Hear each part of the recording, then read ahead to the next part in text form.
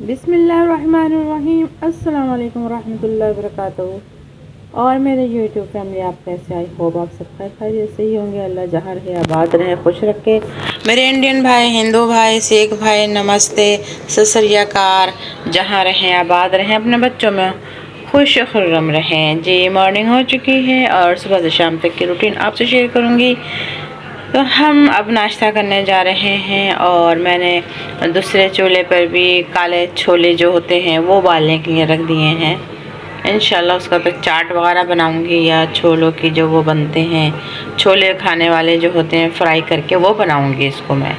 ठीक है जी, तो चलिए अब स्टार्ट करते हैं। हम नाश्ते से स्टार्ट कर रहे हैं और नाश्ता करने जा रहे हैं।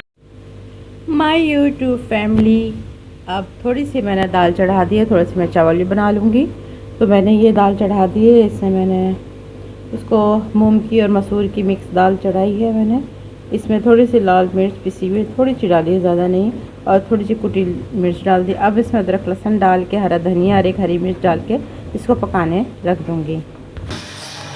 माय यूट्यूब फैमिली, दाल है और दाल के अंदर मैंने हरा धनिया काट के डाल दिया है, और बाकी आपको बता ही दिया था मैंने कि कुटी हुई लाल मिर्च डाल दी है। इसमें मैंने थोड़ा सा नमक भी डाला है, हाँ।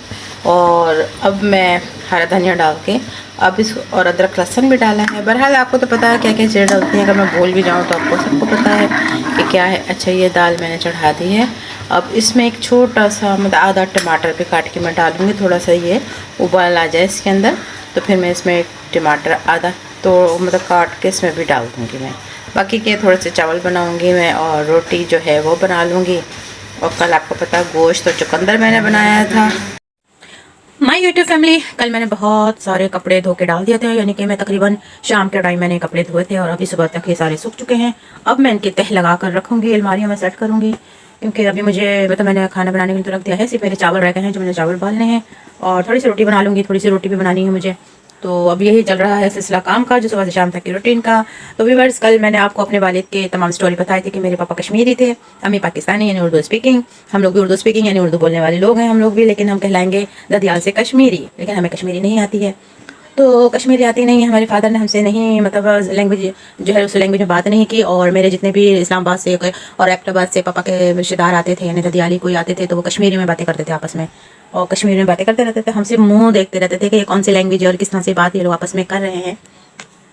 तो बस ये मेरे जितने भी बड़े हैं बेचारे, मेरे अपने ददियाल में भी और मेरे ननिहाल में भी सबकी डेथ हो चुकी है। और अब छोटे रह गए। मेरी अम्मी बहुत बीमार हैं, बेड पर लेटी हुई हैं बेचारी, और उनकी आवाज़ भी बंद हो चुकी है, और बोलना तो चाहती हैं लेकिन आवाज़ नहीं निकल रही। डॉक्टर को भी दिखा दिया, ज़ेर इलाज भी हैं, काफ़ी दिखाया डॉक्टर को, ज़रा से भी कुछ उनको छींक भी आती तो डॉक्टर के पास लेके भागते हैं अम्मी को। तो अजीब से मतलब मेरी अम्मी बस हम लोगों को देखती रहती हैं, आंखों से आंसू गिरते रहते हैं, देखती रहती हैं हम लोगों को। हमें भी बहुत तकलीफ पहुंचती अपनी माँ को इस पोजीशन में देखते हुए। दरअसल बात यह है कि मेरी अम्मी का बीपी हाई था, और अम्मी को भी मतलब अम्मी सो रही थी तो वो फालिश का अटैक हो गया था उनको, क्योंकि बीपी बहुत खतरनाक है, जानलेवा भी होता है। तो मेरी अम्मी सो रही थी और सोते में उनको फालिश का असर हो गया है, तो जिसकी वजह से अम्मी के जिसम थोड़ा सा, ये हाथ वाथ जो थे ना थोड़े से वो लूज़ हो गए थे। तो हमें तो किसी को घर में किसी को नहीं पता था। तो मेरी सिस्टर वगैरह फ़ौरन हॉस्पिटल लेके गए अम्मी को, तो उन्होंने डॉक्टर साहब ने जैसे उनका बाजू पकड़ा, उन्होंने कहा इनका तो फालिज का असर हुआ है।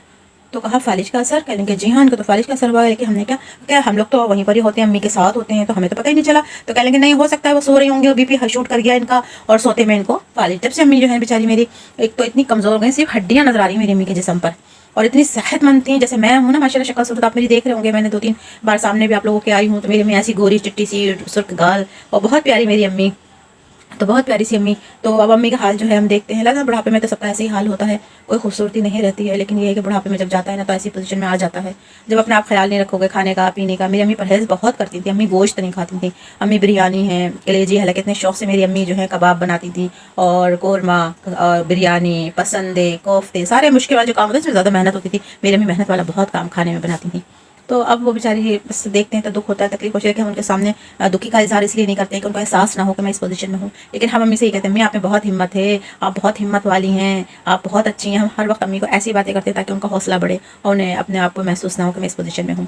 तो बहरहाल आप सबसे यही इल्तिजा है, आप लोग सब दुआ कीजिएगा कि अल्लाह ताला मेरी अम्मी को सेहत ज़िंदगी तंदुरुस्ती दे। और इससे पहले जो मेरी खाला थी थोड़ी सी, वो आप लोग पता नहीं समझ सक रहे हैं या नहीं, वो लटक में थी। लटक से मुराद ये है कि मेरी नानी को जिन्नात, इंडिया में थी मेरी नानी, तो मेरी नानी को जिन्नातों ने ना, जिन्नात जो होते हैं जो अच्छे वाले जिन्नात जो होते हैं, उन्होंने मेरी नानी को बहन बनाया था, बेटी बनाया हुआ था, तो उनका हाथ सब पर है। तो उन्हीं का हाथ है। तो मेरी खाला वो भी ऐसी ही हो गई थी, यानी बचपन से मतलब थोड़ा सी कम जहन था, छोटा सा जहन था उनका, लेकिन जब वो उम्र उनकी दराज होती रही तो माशाल्लाह बहुत उसमें उनमें अक्ल भी आ गई थी, हर एक को दुआ देती थी और वो पूरी होती थी। मेरी नानी भी ऐसी थी, लोगों की औलाद नहीं होती थी या लोगों के मतलब बस प्योर सैदानी मेरी नानी थी, मेरे नाना नानी मेरी अम्मी। तो फिर वो ना लोग उनके पास दुआ के लिए भी आते थे कि खाला दुआ कह रहे हैं हमारी यहाँ औलाद नहीं हो रही है, तो वो ये कहते हैं इंशाल्लाह तुम्हारी यहाँ बेटा होगा, तुम्हारी यहाँ बेटी होगी अल्लाह के हुक्म से। तो माशाल्लाह उनकी औलादें भी हुई हैं। वो काफ़ी लोग मेरी नानी की बहुत रिस्पेक्ट करते थे, बहुत ज़्यादा इज्जत एहतराम मेरे पूरे घराने की होती थी वहाँ पर। बहुत लोग मेरी नानी को और मेरी जो खाला है, अचानक मेरी खाला की डेथ हुई है अचानक, बस वो क्या डेंगू हो गया था उनको। अच्छा मेरी अम्मी को रोज़ आके कहती थी अपिया आप ठीक हो जाओगी, अपिया तुम्हें कुछ नहीं होगा, मिलाद करा लो, मिलाद कराओ, तुम ठीक हो जाओगी, अपिया कुछ नहीं होगा आपको। और वही दुआ देने वाली दुआ करने वाली बेचारी वो अल्लाह को प्यारी हो गई। अचानक बस उनको डेंगू हुआ, किसी को पता नहीं चला उन्हें डेंगू हुआ, उनको बुखार बुखार बुखार में तो हॉस्पिटल ले गए, उनका टेस्ट वेस्ट हुआ तो पता लगा तो भाई ये तो उनको तो डेंगू हुआ है। बहरहाल वो कितने दिन तक हॉस्पिटल में रही हैं और हॉस्पिटल में रहते रहते पता नहीं मेरे समझ में नहीं आता है कि डॉक्टर्स क्यों ये ऐसी हरकतें करते हैं, समझ में से बाहर है कि उनके फौरन उनके नाक में नलकी लगा दी ना, एनजी लगा दी। वे एनजी का क्या काम था उनका, क्योंकि लगता था माशाल्लाह वो खा सकती थी पी सकती थी, सब कुछ नहीं होता उन लोगों के लिए लगाया जाता है जो अपने हाथों से कुछ खा पी नहीं सकते या हजम नहीं कर सकते थे।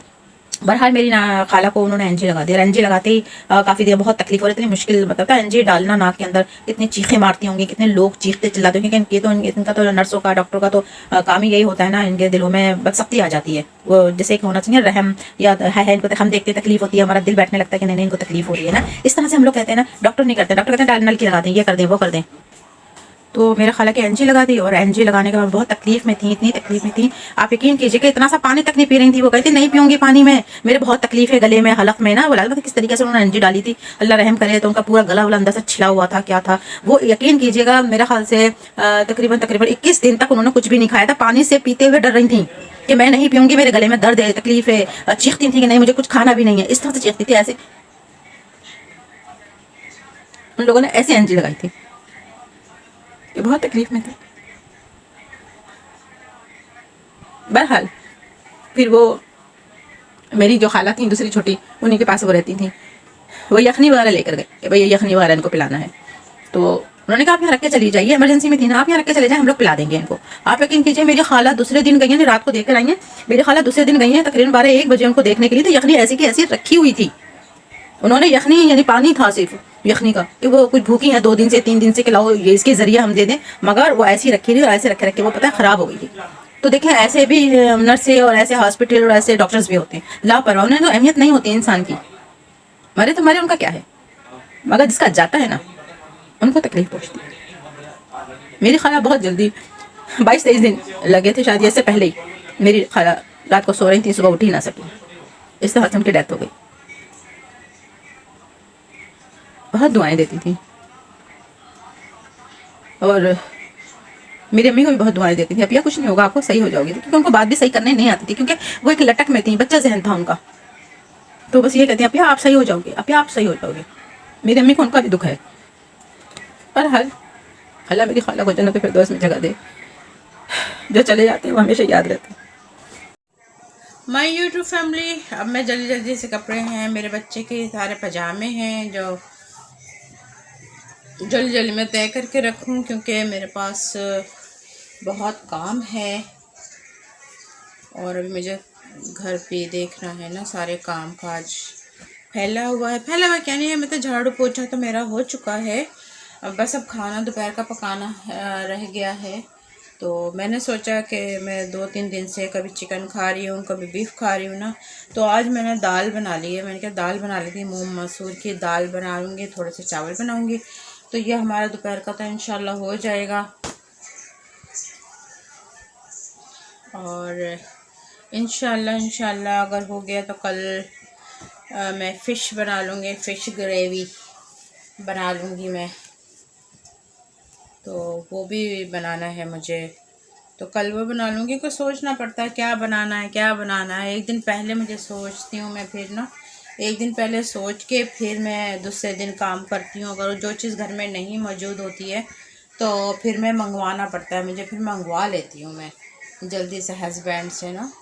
तो मैं तो बाज़ार इतना नहीं जाती हूँ, कभी कभार अगर कोई दूसरी चीज़ें से लानी होती है ना तो मैं चली जाती हूँ, वरना मैं नहीं जाती हूँ, वरना मैं जाती नहीं हूँ। माय यूट्यूब फैमिली, आप ये देखिए मैंने दाल बना ली, बघार भी दे दिया है, ठीक है। अब हमारी दाल तैयार हो चुकी है। अब मैं चावल बनाने जा रही हूँ ताकि थोड़े से चावल।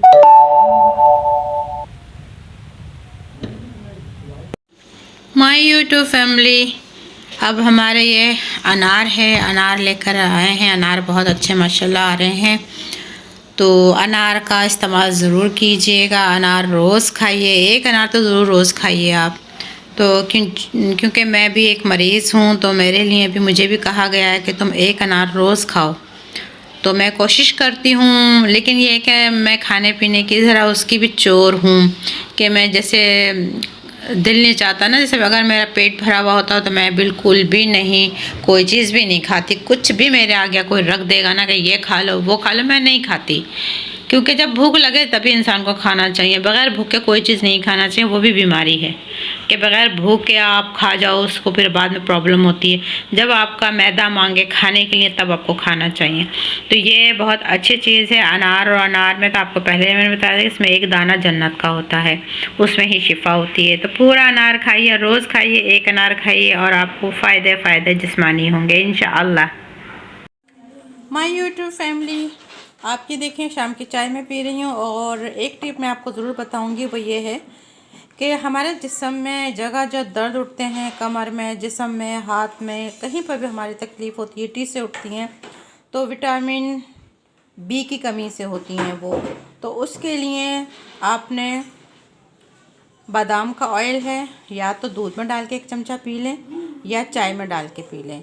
जब से मैंने देखा है, क्योंकि मेरे भी जिस्मानी तकलीफ़ें रहती हैं, तो मैंने जब से देखा है और सुना है, तो अब मैं जो है देखें चाय में मैंने 1 स्पून ऑयल डाल दिया है।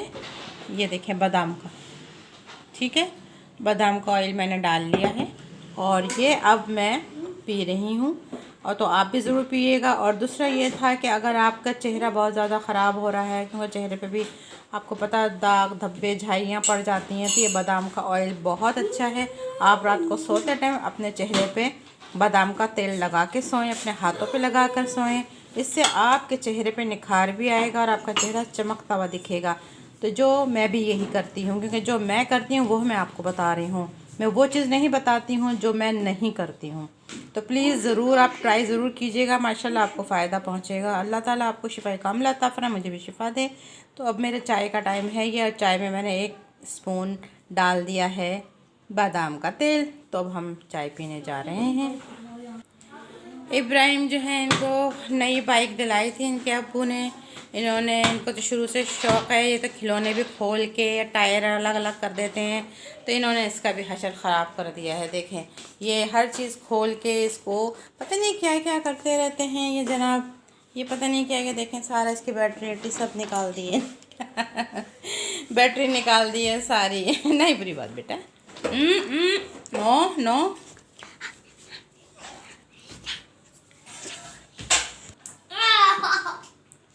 ये देखें रोज़ाना शाम का यही टाइम इनका होता है, ये बाइक के साथ यही का खिलवाड़ करते हैं बाइक अच्छी खासी बाइक की रेट लगाती है इन्होंने, लेकिन फिर भी ये इसके साथ खेलते हैं। हम कहते हैं चलो बाहर नहीं जाता है, हम अपने घर में ही खेलता रहता है, तो हम भी इसे कुछ नहीं कहते हैं। लेकिन बाहर का माहौल बहुत ख़राब हुआ है और घर के तो अपना आपस का माहौल होता है, तो बस ऐसी मस्तियाँ करते रहते हैं। शाम के टाइम ऐसे खेलते कूदते रहते हैं। ये देखें मस्तियाँ कर रहे हैं ये देखें। इनका भी अभी चैनल आने वाला है इब्राहिम व्लॉग के नाम से, तो ज़रूर सपोर्ट इनको भी कीजिएगा।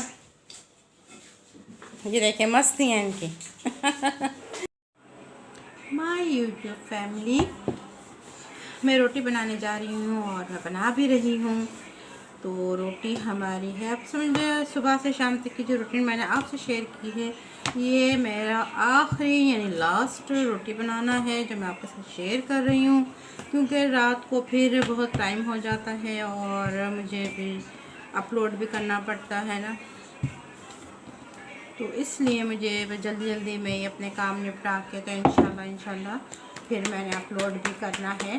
तो मैं ये आपको बता रही कि मेरा लास्ट काम है। और किचन साफ़ करना क्या हो तो फिर मैं कर ही लेती हूँ, रोज़ाना साफ़ करके सोती हूँ, सारे बर्तन धो के सो जाती हूँ मैं।